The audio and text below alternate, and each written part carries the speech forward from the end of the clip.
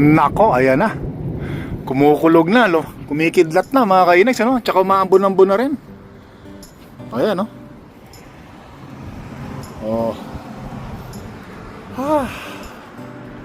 Eto na. At least, hindi mainit sa gabi pag natutulog na tayo, no? Mulan, eh. Winter, Spring, Summer, or Fall. Tuloy ang buhay sa Canada. Ayan na, ayan na, ayan na. Ayan na. Ayun. Grabe, nag-brownout mga kainags. Nag-brownout dito kasi kumulog ng malakas. Tapos biglang namatay yung ilaw.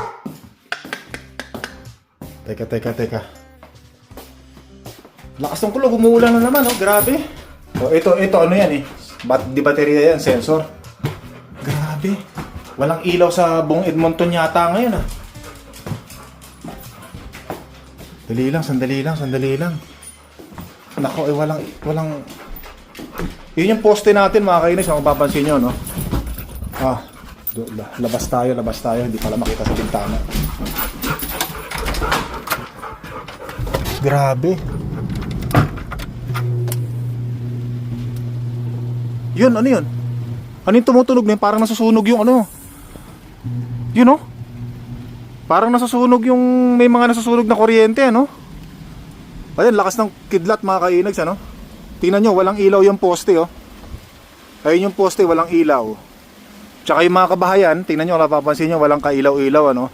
Yung nakikita yung ilaw doon sa kapitbahay natin, solar yun, eh. Grabe, oh. Lakas ng ulan.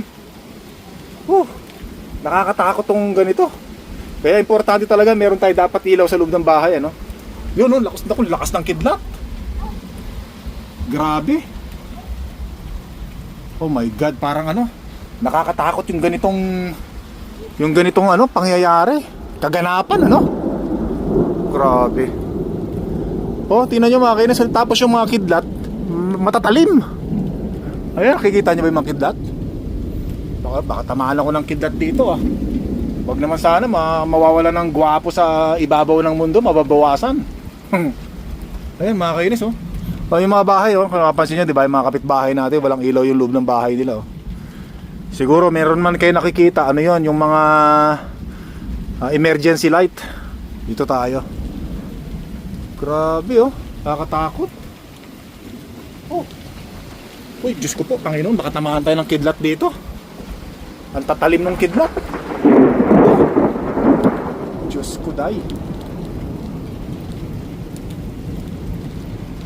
Grabe. Bihira, oh. Makapasok na nga sa loob, baka tamaan tayo ng kidlat dito, nakakatakot. Hanggang ngayon. Dito tayo sa backyard, no, mga kainags.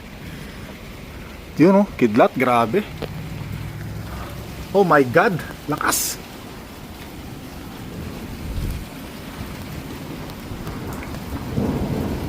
Grabe, July na ngayon, mga kainis, ano, July na, pero ang lakas pa rin ng ulan, kidlat, kulog, pambihira. Pati hangin, malakas, oh. Oh, lakas, grabe, oh. Diyos ko, day. Ayoko lumabas at baka tamaan tayo ng kidlat, eh. Makasalanan pa naman tayo. Tara, pasok na tayo sa loob. Delikado, nakakatakot yan. Oh, ano na, ah. Dati dito, mga kainis, pagka umuulan dito or pag nawala ng kuryente rito sa Canada, mga 1 minuto lang, siguro pinakamatagal na yung 5 minuto, no? Pero dati daw, parang meron ako narinig 1 oras, pinakamatagal na yun, no? Pero once in a blue moon mangyari yun.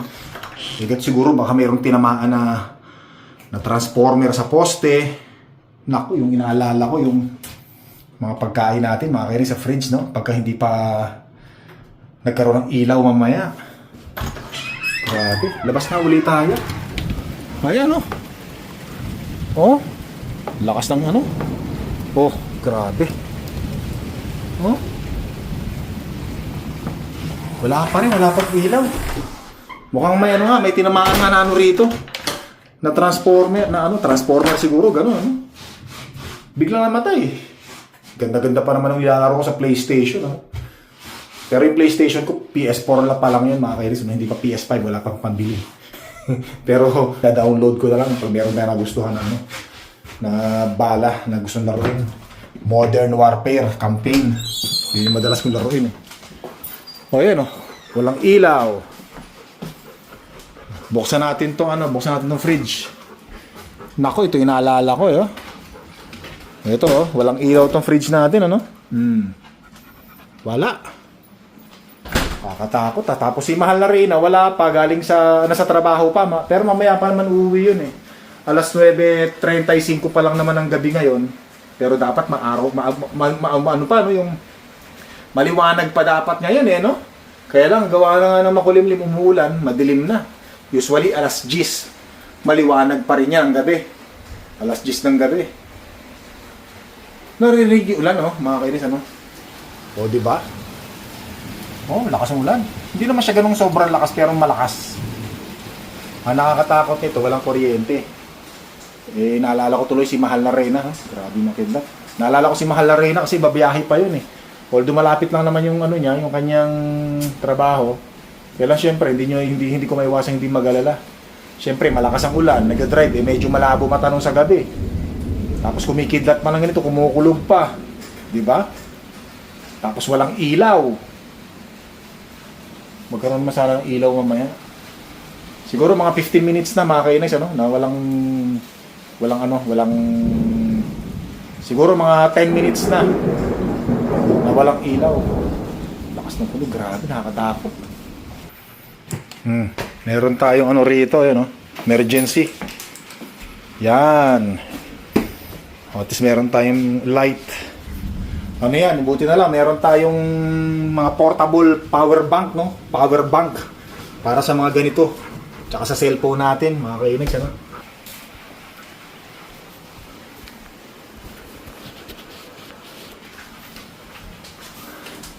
Punta ulit tayo dun sa ano, sa labas. Tapos nag-text sa akin yung panganay na prinsesita, ang sabi niya, meron daw tornado warning ngayon mga kainags, ano? Tornado warning, ibig sabihin kaya pala. Tingnan nyo, oh. Yan na, naririnig mo, may mga wang na mga ano, sasakyan, may mga emergency siguro, no? Oh, naririnig nyo ba yun? Grabe. Yan, meron daw tornado warning. Magkakaroon daw ng tornado ngayon, pero hindi pa naman sigurado. May warning lang naman, warning na magkakaroon ng tornado. Grabe, kaya pala ganito siguro. Kaya siguro pinatay muna yung ano, kuryente. Kaya siguro pinatay muna yung kuryente. Para, kasi nga, may tornado, no? Kaya siguro pinatay, baka ganon. Kaya buong Edmonton yata walang kuryente. Dahil sa tornado. Naku, si Mahal na Reyna. Tsaka yung siyempre iba natin mga nasa labas na mga nasa trabaho pa, no? Naalala ko dati nung nasa San Jose Occidental Mindoro kami way back in 1980s mga kainags, ano? Madalas mag-brownout doon sa Occidental Mindoro, San Jose.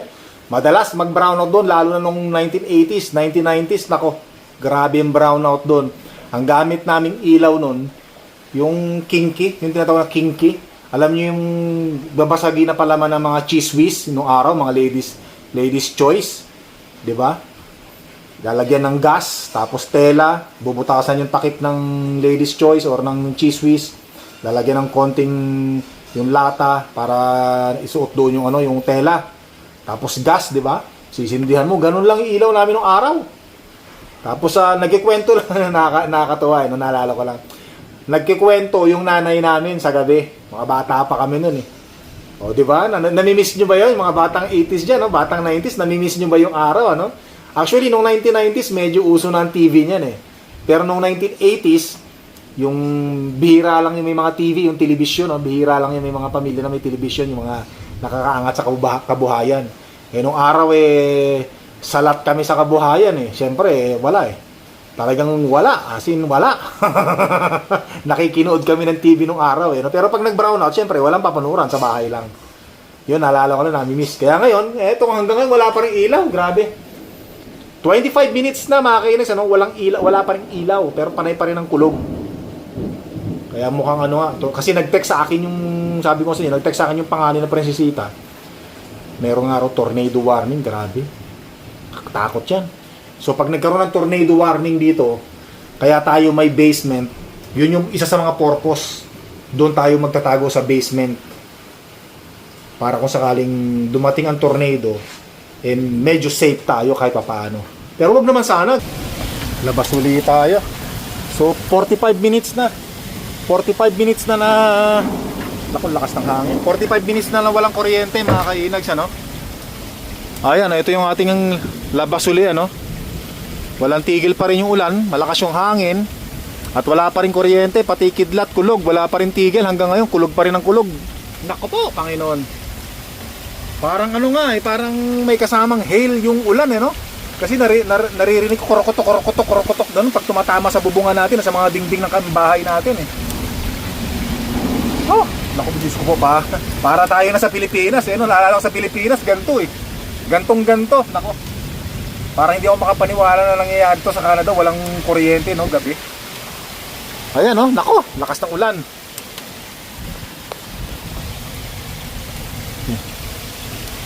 Sarap maligo sana, no? Kasi hindi naman ganun kalamig yung ulan, mga kainay, ano? Naku, yun, kung napapansin nyo sa yung ano, yung hangin malakas, ano? Grabe. Ayan, no? Sobra, pero masarap sanang maligo kasi ano gawa ng hindi naman malamig yung ulan, no? Nararamdaman ko. Sarap maligo, kaya lang delikado. Tsaka gabi na kung sa umaga nangyari to, nakakatakot pa rin, malakas yung kidlat, no?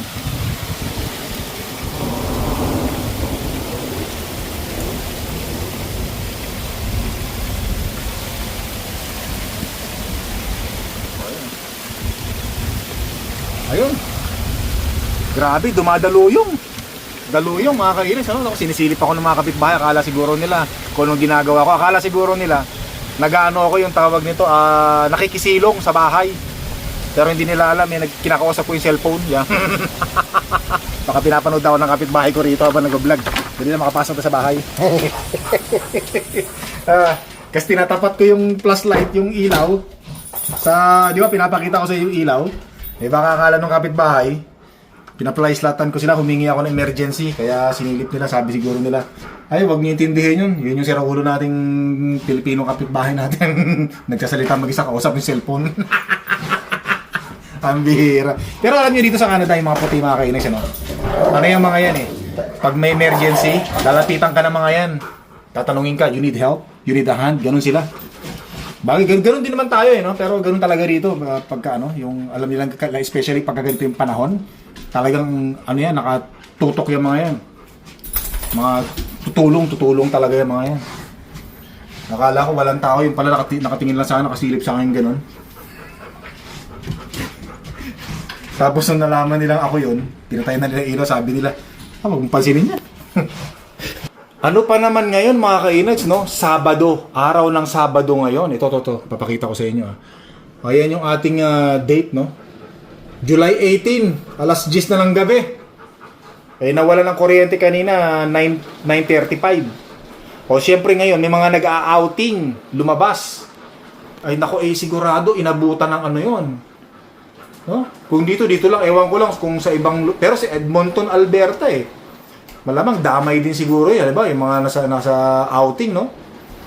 Pag natulog siyempre doon natutulog sa tent o sa sasakyan siguro, ganun. Nako, sira yung camping nila ngayon. Siyempre, umulan lakas pa. Narinig yung wangwang ng ano. Sinarado ko na rin yung yung bintana para hindi masyadong maingay kasi yung mga aso natin dito natatakot kasi malakas nga yung kulog, kidlat, tsaka yung ng ulan, natatakot yung mga aso natin. Ayan yan sila, dito sila. Sinarado ko na yung bintana para hindi nyo masyadong marinig yung mga kulog, ha? Pagka meron kasi ako mga nakikita mga nakasale sa Home Depot na mga katulad nito, mga kainags, ito solar to, no? Binibili ko yan, sabi ko, for emergency purposes. Hindi nga tayo nagkamali. So ito, switch ko lang, patayin ko to, mapakita ko sa inyo. Patayin ko lang itong, ayan. Oh, di ba? Kailangan dapat walang flashlight. Yan, no? Di ba? Pag madilim, iilaw siya. Di ba? Galing, no? So, ito ngayon ang gagamitin natin. Kasi ito, hindi mauubos ang battery nito hanggat mayroong sa dilim, di ba? Liwanag sa dilim! Ako, kaya lalong lumalakas ang ulan, eh. So, ito, save natin yung baterya nito. Ito munang gamitin natin. Lagay natin dito. Pwesto natin dito. Yan! Ay! Papatay natin. Yun! Yan, okay na. Tapos may liwanag tayo kahit papaano. Dapat nasa taas yan eh.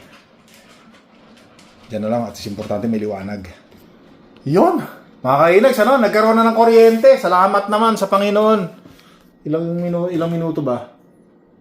Habay at least mag-iisang oras. Mag-iisang oras. Hindi naman siya inabot ng isang oras. Yon! May kuryente na mga kainags. Salamat sa Panginoon. Thank you, Lord. At ito yung nagamit natin itong mga emergency natin. Thank you, Lord. Salamat. At medyo mukhang humupa na rin ang... Teka, buksan natin bintana para malaman natin kung malakas pang ulan. Medyo humina na kahit papaano. Medyo yung hangin, malakas pa rin. Sarado ko muna yun. Baka masira yung bintana natin. Hay, salamat. Saya? Ito nga pala yung oras natin, 10:21. Nawala ng kuryente, 9:35. Ako, adjust ko na naman pala lahat ng mga mga orasan.